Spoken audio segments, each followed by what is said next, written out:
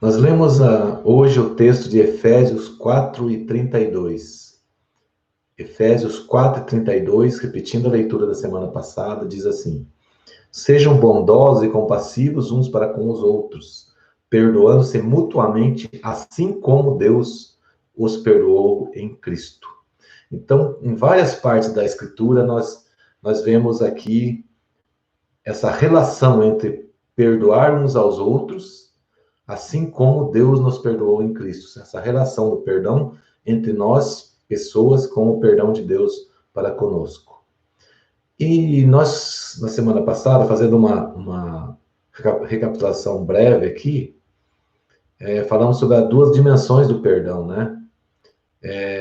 O perdão de pecados, né? Que é perdão pedido diretamente a Deus, e o perdão por ofensa a outra pessoa, né? Que essa ofensa, às vezes, muitas vezes, isso não é algo que seja público. Às vezes isso acontece sem que nós fizéssemos algo, né? Às vezes nós fizemos algo e a pessoa nem percebeu.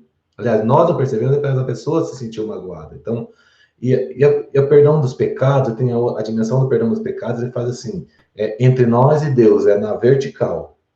E o perdão por ofensa a outra pessoa na horizontal, ser humano com ser humano. Tem um entre nós e Deus, e o outro é entre ser humano com ser humano. O perdão de pecado só tem uma via, é um pedido de perdão a Deus. E o perdão ao irmão por erros ou ofensas nossas contra eles tem duas vias, né? Uma é pedir perdão quando nós ofendemos, e outra é perdoar quando nós formos ofendidos. Então, tem duas diretrizes, né? Duas formas diferentes aqui. Outra coisa nós falamos também semana passada sobre entendimentos importantes, que o perdão não é uma amnésia, não é se esquecer, o perdão é uma cura. O perdão é cura, o perdão é curador, é sarador, mas não é algo assim que você esquece, ou isso nunca aconteceu mais, tal, né?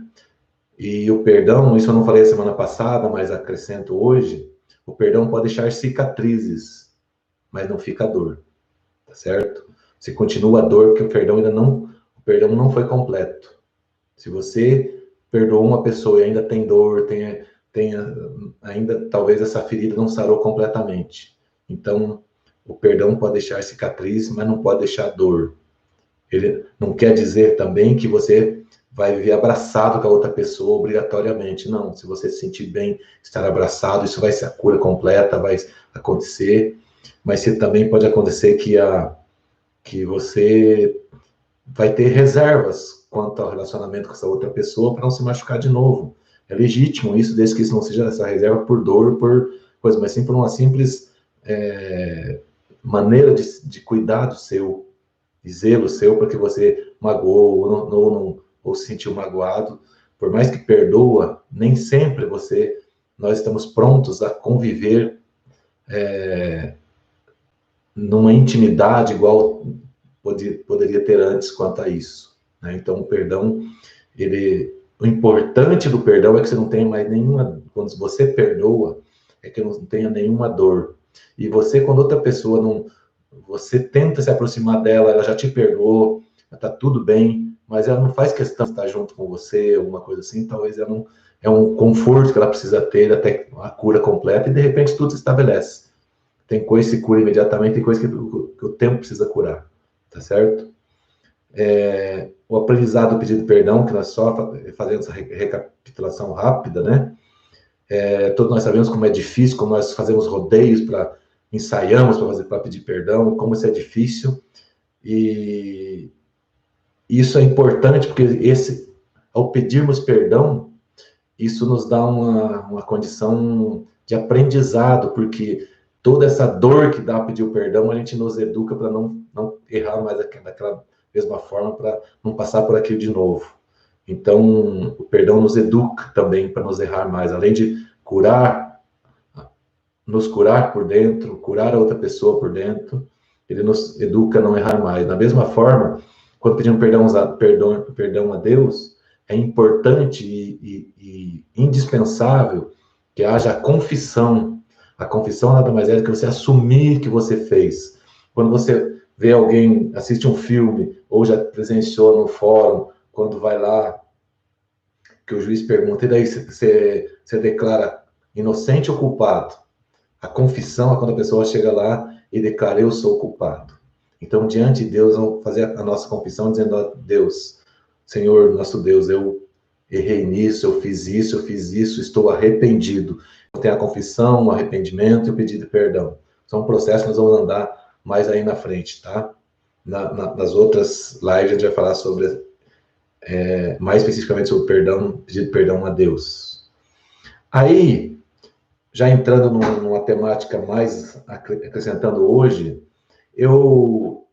casualmente, essa semana ocorreu um fato, se vocês procurarem no YouTube, vale a pena você ver, teve uma live, acho que, se não me engano, do Alexandre Garcia, com o Rodolfo, que era aquele vocalista dos Raimundos, e ele converteu, acho que 20 anos atrás, e ele saiu da banda, e tinha um colega deles lá, que o Digão, que estava 19 anos sem se falar.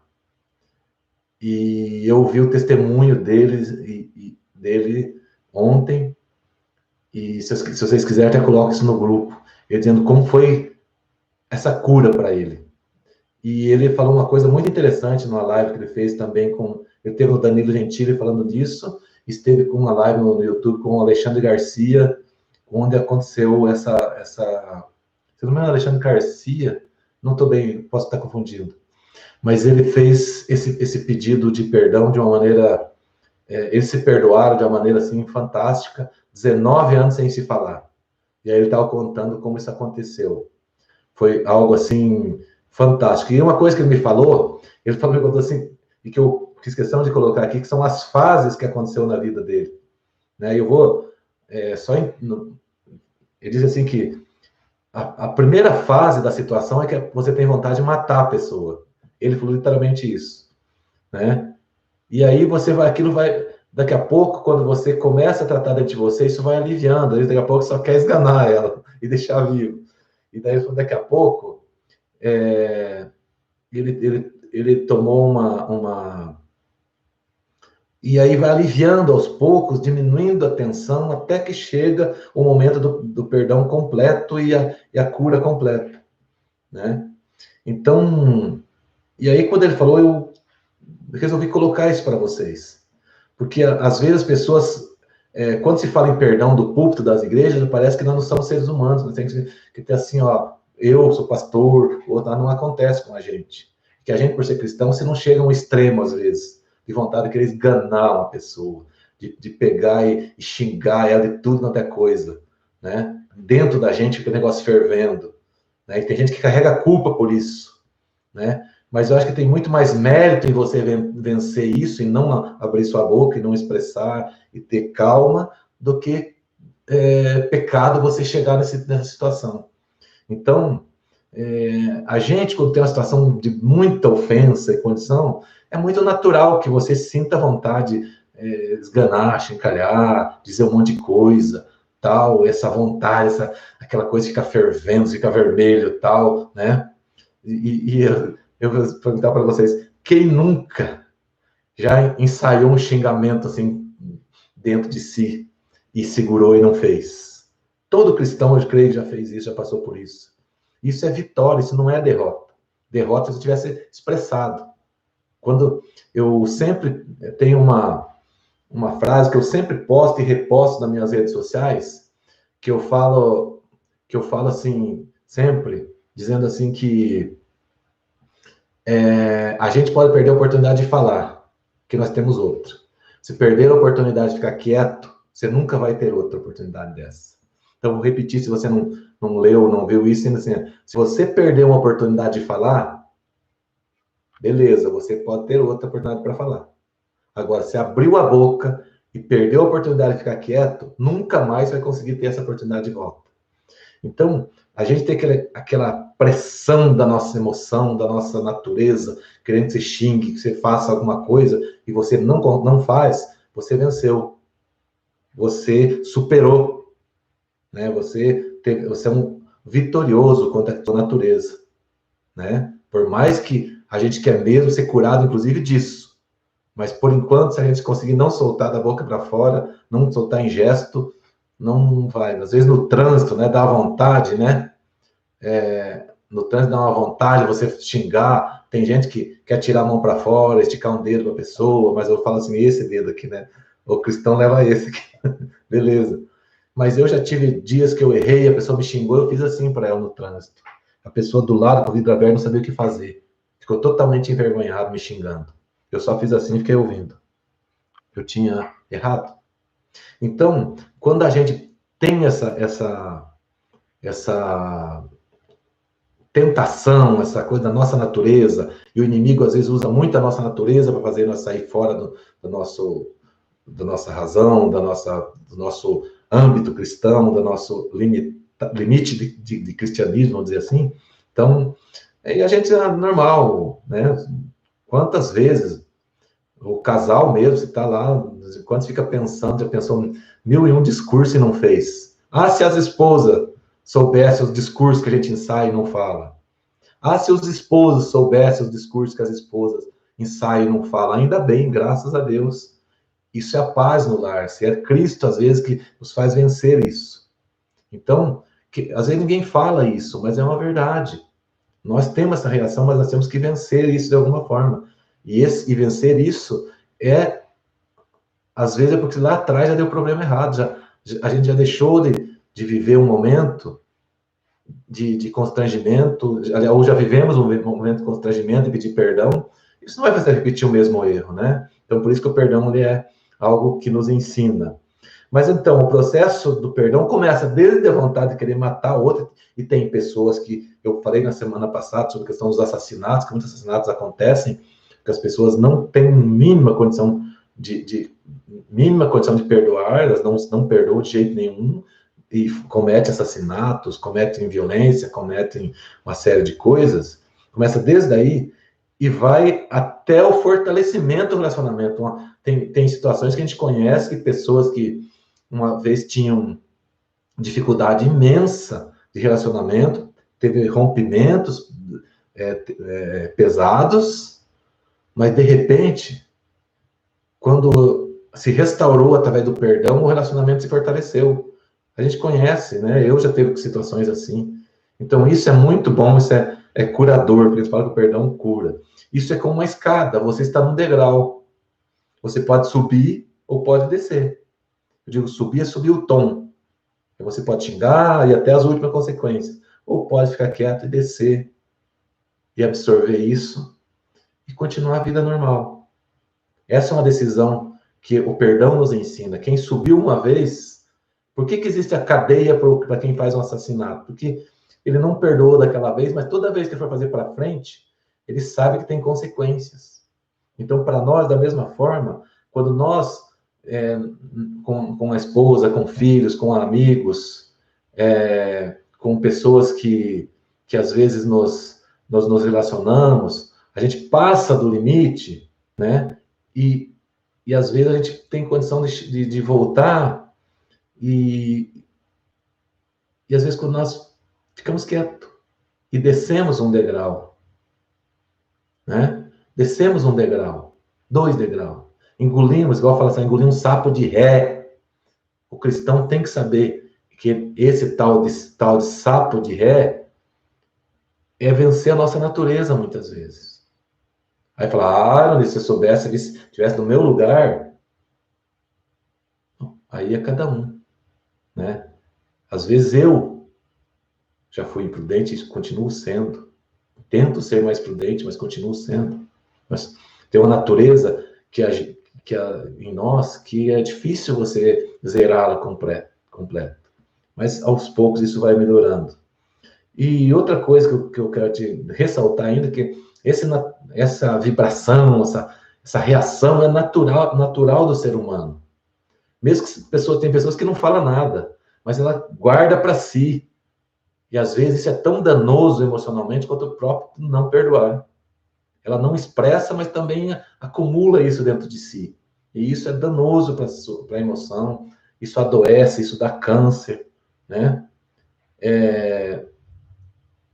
E aí, nessa questão de subir ou descer a escada, tanto a nossa natureza quanto o inimigo, eles querem fazer nós subir o tom.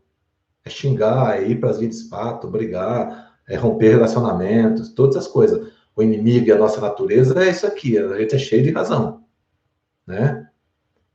E a questão aí é a palavra razão, uma coisa dentro do perdão é uma coisa. Gente, eu perdoei, mas eu tinha razão, você não perdoou, então. A primeira coisa que você tem que fazer para perdoar é tirar a razão de lado. Você perdoou com razão, sem razão, não interessa, né? Nós perdoou, vamos perdoar completo. Quem perdoa não precisa da razão para perdoar, tá certo? Aí uma coisa muito importante que eu não falei na semana passada, que tem gente que presta atenção bem aqui vocês, isso aqui é fundamental no perdão. Alguns conceitos fundamentais, não está nem no meu esboço de hoje aqui, mas assim. Primeiro, quando a pessoa te pedir perdão, fala, não é nada não, você não fala assim, eu te perdoo. Fala essa palavra. Fica tranquilo, eu te perdoo. Se uma pessoa está falando, não, ele não tem nada não, você vai me perdoar e você vai expressar o seu perdão para mim. Você está assim, tudo bem? Então fala, se não falou, não, né? Então, às vezes, não foi nada não aconteceu nada, não, eu preciso do seu perdão. Então, quando pedir para você, então você já adote isso, fala, eu te perdoo, certo? Isso é a cura, uma expressão que se publica, assim como a confissão pública, ela faz com que o pecado, faz com que a dor seja curada, o perdão expressado em voz clara também cura. Eu te perdoo. A pessoa ouvir isso é diferente. E tem outra coisa que você não pode confundir, é perdão com desculpa. Perdão é uma coisa, desculpa é outra. Tá certo? Entendeu? Eu vou explicar por quê e vou fazer uma ilustração para você entender a diferença de perdão e desculpa. Muitos de vocês já até me ouviram eu ensinar isso, mas, por exemplo, supomos que eu devo lá R$ 100 para alguém e não consigo pagar. Então, cada vez que eu vejo ela, eu falo assim, rapaz, eu não tô lidando, mas não consigo te pagar. E fiz uma vez, duas vezes, né? Quer dizer, eu vou lá, dou uma desculpa, mas continuo devendo, correto? Agora, se a pessoa que eu devo, um dia eu falar isso para ela, falar, Ironi, rapaz, você é gente boa demais, eu gosto de você, você está tão preocupado com isso. Não, esqueça, de hoje em diante não me deve nada. Eu vou te dar de presente isso aí acabou, esqueça. Quando falamos assim, aí houve o perdão, acabou a dívida. A desculpa continua a dívida. O perdão zera a dívida. O perdão, você pega o papel e rasga fora. Tá aqui, tá rasgado. Certo? Acabou. A dívida, ele continua ali. Se continua a fatura, a nota promissória tá ali. Entendeu? Então, quando a pessoa te perdoa de verdade, isso acabou. Então, não dê desculpa. Não peça desculpa quando tem que pedir perdão. Desculpa assim, ó, você relou na pessoa, desculpa, tá? Você tá na fila e tocou nela assim, não. Agora, se houve ofensa, é perdão, né? Uma coisa diferente, olha, eu trouxe, emprestei algo de você que não consegui entregar no dia correto, me desculpa e tal, beleza, desculpa, né? Aí então, essa é a diferença de nós termos o entendimento o que é perdão e o que é desculpa. Tem muita gente perdoando, desculpando, achando que está perdoando. Não, se você não rasgou a fatura, meu querido, continua a dívida. Foi desculpa, não foi perdão. E aí, entrando bem no tema de hoje, as consequências da falta de perdão. Perdoar é difícil, mas ele é essencial, né? Se nós não perdoarmos ao nosso irmão, não podemos pedir perdão a Deus pelos nossos pecados. Já falamos que desde do que nós lemos lá no início, hoje, que é o que é o tema central dessa série que nós estamos fazendo sobre perdão, eles perdoam nossas dívidas assim como... E, aliás, e aqui no Pai Nosso também eles perdoam nossas dívidas assim como, ou seja, da mesma forma nós perdoamos os nossos devedores. Então, quando nós pedimos perdão das nossas dívidas, das nossas ofensas, nós falamos, estamos dizendo que da mesma forma que Deus nos perdoa. Então, se você não perdoa, o teu pedido de perdão a Deus vai ser da mesma forma, né? As coisas são vinculadas. E quais são as consequências de não perdoar? A falta de perdão, assim como o pecado, ele abre brechas na sua vida. Falei com vocês que eu ia intercalando e trazendo para quem não esteve aqui semana passada entender bem sobre esse tema, né? Para não ficar desconexo, aliás. Quais as consequências de não perdoar? Então, quando você não perdoa, né? A falta de perdão, a falta de pedir de perdão a Deus, pecado não perdoado, são brechas que você deixa abertas na sua vida para o inimigo ficar dando inputs, dando comandos na sua vida, fica a porta aberta, sabe? As brechas ficam ali abertas. Nunca ninguém te ensinou isso. Isso é um processo básico de libertação. Não tem um processo de libertação do inimigo. A pessoa, mas por que às vezes você expulsa o demônio de uma pessoa ou faz um processo de libertação, ela não volta tudo de novo. Por quê? Porque ela não fez o processo, né? Se ela não resolver essas situações, o inimigo fica com uma senha de entrada ali, se você puder dizer isso, né? Fica como se tivesse uma senha de entrada nela, que é uma porta aberta, uma brecha aberta, para que ficar interferindo na vida da pessoa e fica ali. Então, tem quanta gente que tem problemas com pai, com mãe, com filho, com colega, nunca, coisa cabeluda, que não, e tá aí, e a vida não anda, e tudo, e o inimigo tá lá na rédea, só por aqui, só cuidando dele. Devagarinho, não é possessão, ele não espuma a boca, não se contorce, não é aqueles negócios, não. Mas o inimigo tem um controle, e ele continua, pode estar na igreja, pode estar lá, mas o inimigo tem, quando ele quer, ele tem uma porta muito mais fácil de entrada na vida da pessoa por uma questão dessa. Esse é um assunto mais profundo, nós vamos ter que entrar nele, né? Mas a gente fará isso num momento com mais profundidade. Mas é importante você saber que não pode ficar sem perdoar, né? E aí, o problema de relacionamento com o nosso próximo, ele nos leva a prejudicar o relacionamento com Deus. O relacionamento, a maneira como nós nos relacionamos com o nosso próximo, como nós tratamos essa relação de ofensa, perdão, relacionamento, ele vai influenciar no nosso relacionamento com Deus, porque Deus é um Deus de relacionamento. Então, mas como assim?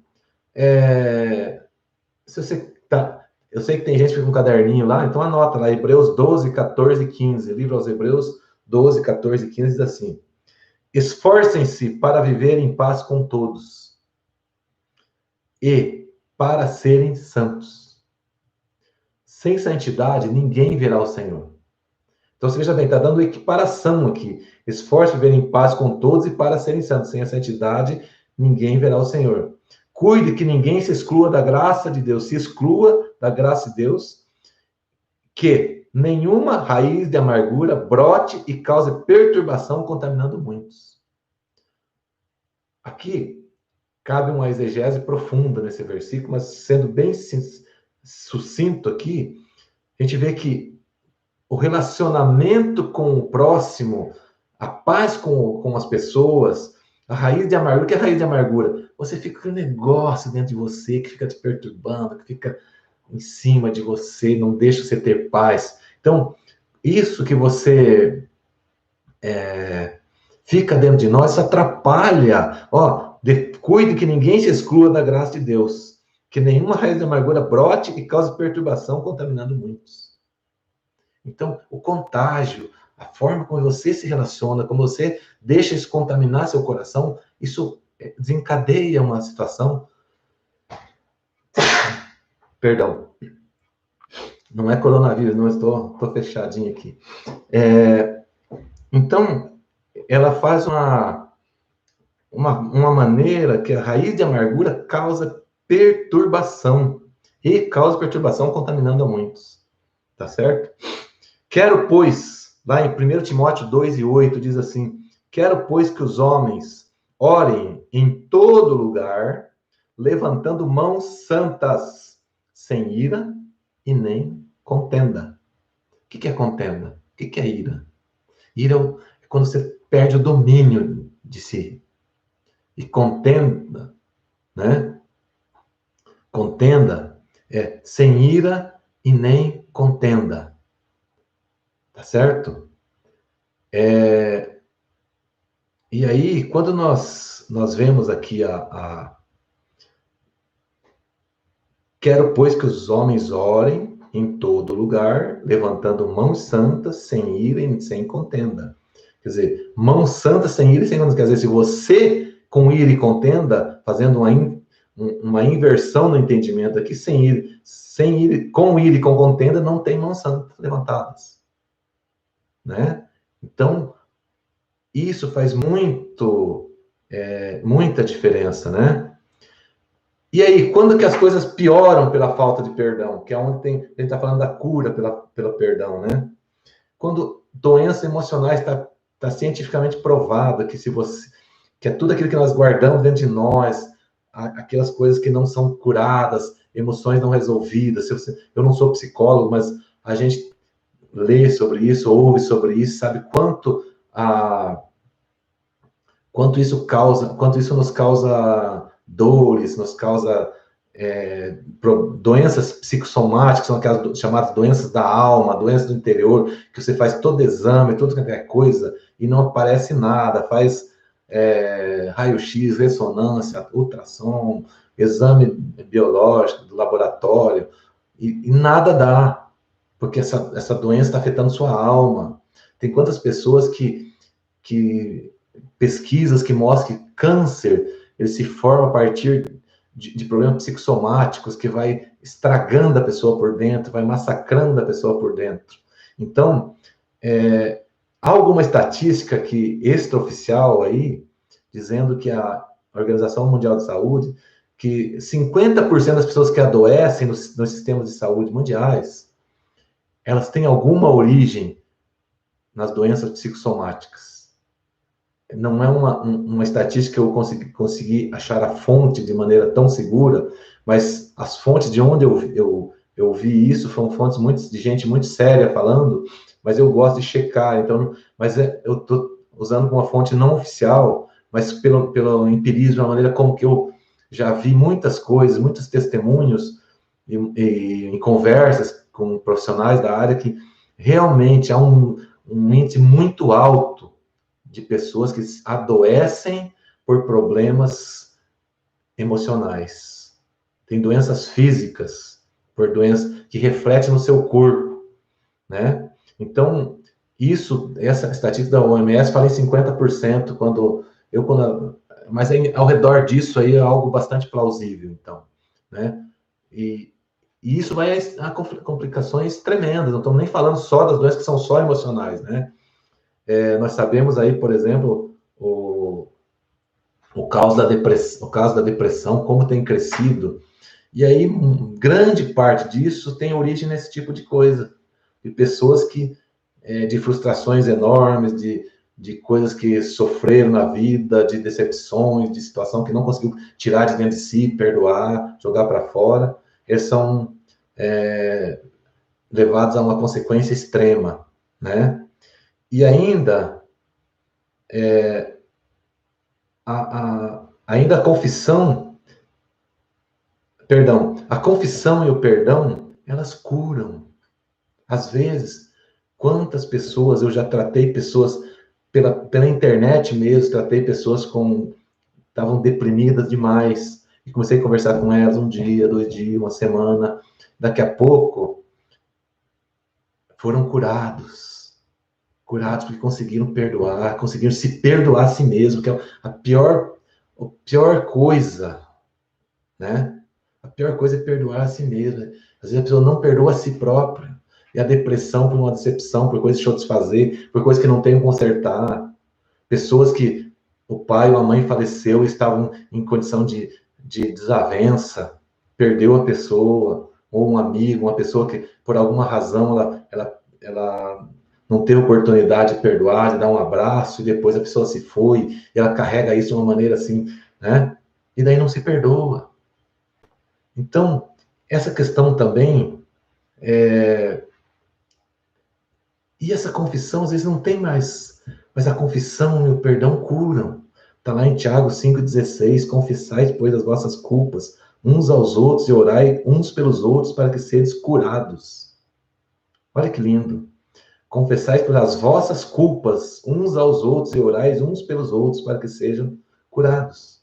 A cura e a oração, aliás, perdão, a confissão e a oração, com um elixir curador para a sua alma.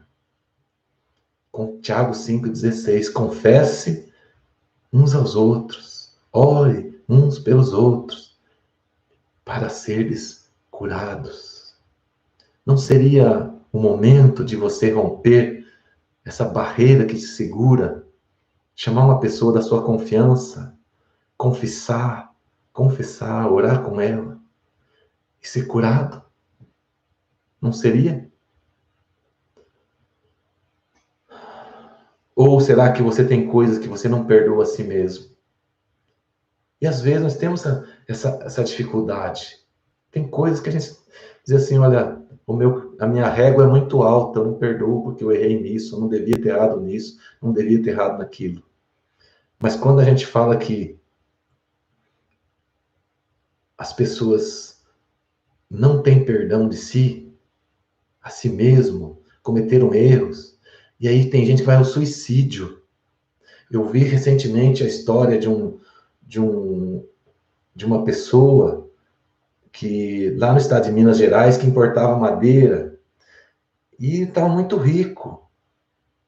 E daí tinha uma oportunidade muito grande, ele convidou os irmãos da igreja, e fez uma coleta e arrumou lá 5 milhões de reais e comprou uma carga grande de madeira. Só que essa carga, para entrar no Brasil, ela tinha que entrar pela Venezuela, por um outro país lá, por um pequeno espaço de navegação. E ao entrar nesse momento, foi apreendido toda a carga de madeira, e ele perdeu isso. E aí, como ele iria enfrentar todas as pessoas que ele pegou dinheiro? O que ele fez? Se atirou do 23º andar. Isso aconteceu não muito tempo atrás. Por que fez isso? Porque ela não se perdoou. Foi muito grande o impacto, que ela teria que desfazer dos seus bens, estava apegada aos seus bens, e daí é outra coisa, mas ela não se perdoou.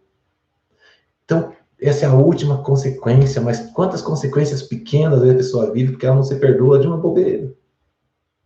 Às vezes fica lá, não se perdoa, não consegue, não tem coragem de ir para outra pessoa se abrir, um pai, uma mãe, um filho, um amigo, um colega de trabalho, e chega para ele, e de repente, quando chega, ele fala assim, não tem nada, não precisava de tudo isso, mas você está se maltratando por dentro.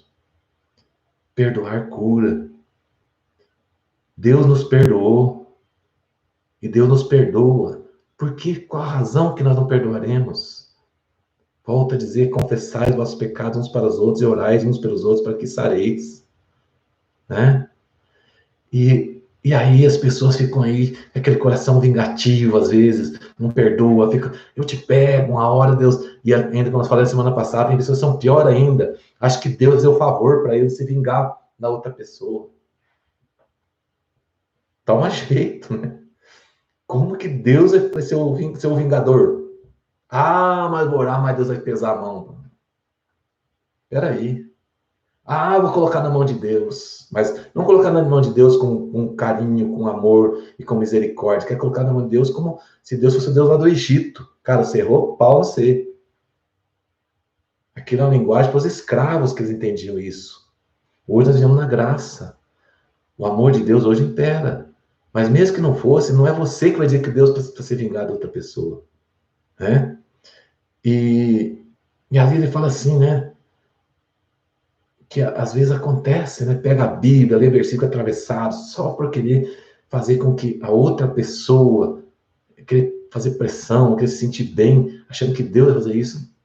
Não brinca com isso, não. Deus não faz isso. Deus tem mais do que fazer.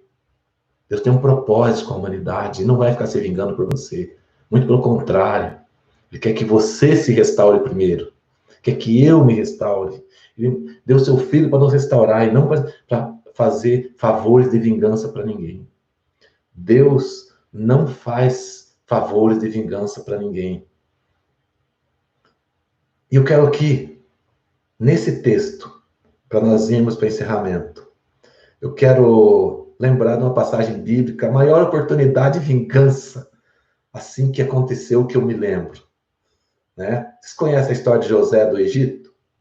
Então, José, o pai dele tinha um carinho especial por ele e tal, né? E de repente ele foi mandado levar algo aos seus irmãos que estavam lá longe, e os irmãos pegaram ele e acabaram vendendo ele para os mercadores, né? E pegaram suas vestes, mataram o cabrito, jogaram sangue, trouxeram para o pai dizendo que tinha morrido, né? Tá certo. Aí, de repente, vem uma grande fome no Egito, tem toda aquela história de que José interpretou o sonho de Faraó, depois de ter ficado muito tempo preso, ficou jogado dentro de um poço, teve uma vida terrível, sofreu na cadeia, mas de repente ele interpretou o sonho de Faraó, mostrou a sabedoria dele e foi conduzido ao primeiro posto do governo do Egito, como se fosse um primeiro-ministro. Estou simplificando, tá? Estou falando na nossa linguagem. Hoje não vem aqui os literalistas e que eu contei pela história pela metade. Mas aí, um belo dia, daí veio uma grande fome em toda a região. E as pessoas iam até lá para comprar comida. E de repente José, naquela situação, se vê ele, poderoso do Egito, e os seus irmãos tinham vendido ele ali, querendo comprar comida. Conversando com ele na frente, mandou vir até ele. Ah, se fosse o Jeroni que estivesse lá, eu imagino que eu não tinha tido essa grandeza. Eu olho para mim e fico pensando, será que eu teria essa grandeza? Será que eu não dizia assim, Deus me colocou por cabeça e não por cauda, agora chegou a minha vez. Deus me colocou aqui para mostrar para vocês que aquilo que vocês venderam lá está aqui agora. Será que não... Muitas vezes não ficamos olhando assim? Mas José não, aquele coração, ele sabia do propósito que Deus tinha no seu coração. E na realidade, eles veio como um socorro. Tudo que eles fizeram para ele, ao invés de ser vingança, ele foi bênção para a vida dele, do seu pai, né? Foi porque Deus estava com ele. Deus tinha um propósito na vida dele. Então, muitas vezes, tem pessoas trocando o propósito de Deus na sua vida por um desejo de vingança. Matando o propósito, querendo usar Deus para se vingar. Deus está te dizendo hoje, para com isso. Olhe para o propósito de Deus na sua vida. Olhe para o propósito de Deus na sua vida. Esqueça, perdoe, dê um abraço, dá um sorriso. Ligue hoje, não deixe para amanhã. Faça algo extraordinário para ser curado completamente. Porque Deus, ele quer fazer isso. Pagar mal com mal é exalar o pior de nós. Pagar mal com bem é amontoar brasas sobre a cabeça do outro. Por mais que você tenha razão, jogue a razão fora, perdoe. Lá em Romanos 12, 20 e 21. Ao contrário, se o teu inimigo tiver fome, dele de comer. Se tiver sede, dele de beber. Fazendo isso, você amontoará brasas vivas sobre a cabeça dele. Não se deixe vencer pelo mal, mas vençam o mal pelo bem. Quando nós deixamos o mal vencer o bem, nós não estamos sendo cristãos, nós não estamos exalando de nós a parte de Deus que existe em nós. Pagar mal com o bem é exalar o melhor de nós. Pagar mal com o bem é refletir a porção de Cristo que habita em nós. É o Espírito Santo que nos faz. Porque se você não consegue vencer essas coisas, está faltando o Espírito Santo dentro de você. Talvez você ache que o Espírito Santo mora, mas não produz frutos dignos do Espírito. E nós precisamos produzir os frutos do Espírito. O Espírito que habita em você, que habita em nós, produz frutos suficientes para perdoarmos, para abraçarmos, para vivermos bem, para termos paz, para termos longanimidade, para que esse amor de Deus que em nós alcance outras pessoas. Ser discípulo é aprender a lição da cruz, que é, nesse âmbito, eu falei que José é um exemplo, mas aqui é a lição, aqui é o discipulado completo na cruz. A maior expressão de perdão, expressão de amor. Jesus falou para todos aqueles que o maltratavam na cruz: Pai, perdoa-lhes porque eles não sabem o que fazem. Talvez você está precisando que o Espírito Santo que habita dentro de você comece a brilhar mais e mais. E alcance as pessoas ao teu redor. Alcance a você.